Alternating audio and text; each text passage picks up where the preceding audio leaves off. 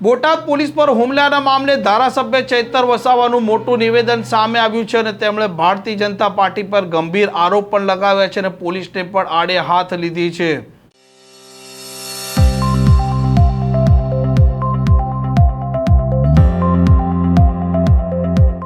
નમસ્કાર, આપ જોઈ રહ્યા છો હોટલાઇન ન્યૂઝ અને હું છું આપની સાથે તોફિક ગાંચી। બોટાદનો મામલો હવે આમ આદમી પાર્ટી માટે અને તેમના નેતા માટે મુસીબત ઊભી કરે તેમ છે, કેમ કે જે પ્રકારે પોલીસ પર હુમલો થયો છે, અનેક પોલીસ અધિકારી અને કર્મચારીઓ ગંભીર રીતે ઘાયલ થયા છે। આ મામલે ગુનો દાખલ થવાની શરૂઆત પણ થઈ છે અને હવે આમ આદમી પાર્ટીના નેતાઓ આરોપ લગાવી રહ્યા છે કે ભાજપની સરકાર અને તેમના કહેવા પર આ પોલીસ છે તેમણે આ બુટલેગરોને લાવી હતી અને આ બુટલેગરો ટોળામાં ભળ્યા હતા અને તેમણે પોલીસ પર પથ્થરમારો કર્યો છે। આવા ધારાસભ્ય ગોપાલ ઇટાલિયાના પણ આરોપ છે અને હવે વધુ એક વખત ધારાસભ્ય ચૈતર વસાવાની પ્રતિક્રિયા સામે આવી છે। બોટાદના માર્કેટ યાર્ડમાં ખેડૂત એટલે કે જગતનો તાત જે આપણને અન્ન પૂરું પાડે છે, ત્યાં માર્કેટ યાર્ડના બે માંગને લઈને એ લોકો રજૂઆત કરવા માટે ગયા।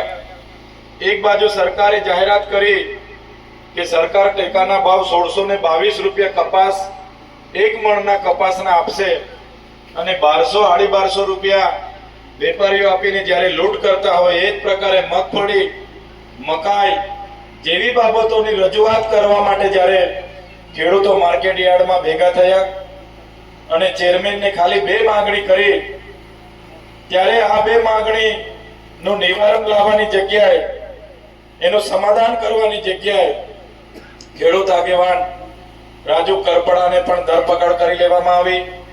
અને એનાથી પણ વધારે દુઃખદ બાબત, ગત રોજ હળદળ ગામમાં, જે બોટાદથી 3 કિલોમીટર હળદળ ગામ છે, તે હળદળ ગામમાં જ્યારે ખેડૂતો એક પંચાયત બોલાવી કે ભાઈ આપણે હવે આગળ શું કરી શકાય, ખેડૂતને ન્યાય કઈ રીતના મળશે, સરકારને કઈ રીતના વાટાઘાટો કરીએ, આવી સામાન્ય બાબતમાં ખેડૂતોએ બધા ભેગા થયા। ત્યારે એ હળદળ ગામને પોલીસ દ્વારા, ભાજપ સરકારના ઇશારે પોલીસ દ્વારા આખું ગામ ઘેરી લીધું અને ઘેરી લીધા બાદ ખેડૂતો પર લાઠીચાર્જ કરવામાં આવ્યો। ખેડૂતો જગતના તાતને મારવામાં આવ્યા।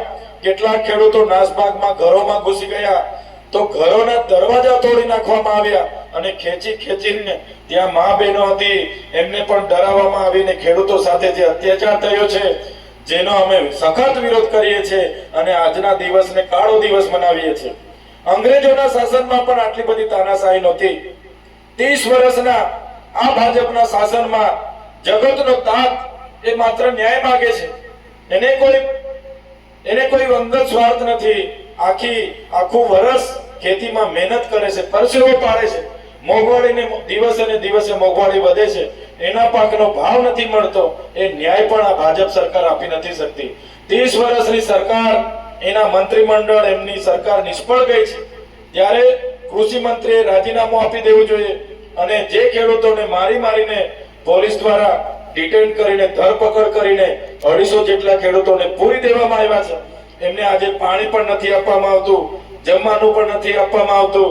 એ ખેડૂતોના સમર્થનમાં અને સરકારના ઇશારે પોલીસે કરેલા અત્યાચારના વિરોધમાં આજના દિવસને અમે કાળો દિવસ તરીકે મનાવીએ છીએ અને સાથે સાથે આવનારા દિવસોમાં આ પ્રકારના ખેડૂતો સાથે અન્યાય થશે તો આખા ગુજરાતના જેટલી પણ એપીએમસી માર્કેટ યાર્ડો છે એમાં ખેડૂતોને સાથે રાખીને ખૂબ મોટા આંદોલનો પણ થશે અને બોટાદના ખેડૂતો સાથે સમગ્ર ગુજરાતના ખેડૂતો છે, હળદળના જે પણ બનાવ બન્યો છે એ બનાવની વિરોધમાં એ લોકોને ન્યાય અપાવવા માટે આવનારા દિવસોમાં માનવ અધિકાર પંચમાં પણ અમે જઈશું। આ પ્રકારના સમાચાર પ્રકારના અહેવાલ માટે હોટલાઇન ન્યૂઝ ચેનલ જોવાનું અને સબસ્ક્રાઇબ કરવાનું ભૂલતા નહીં। નમસ્કાર।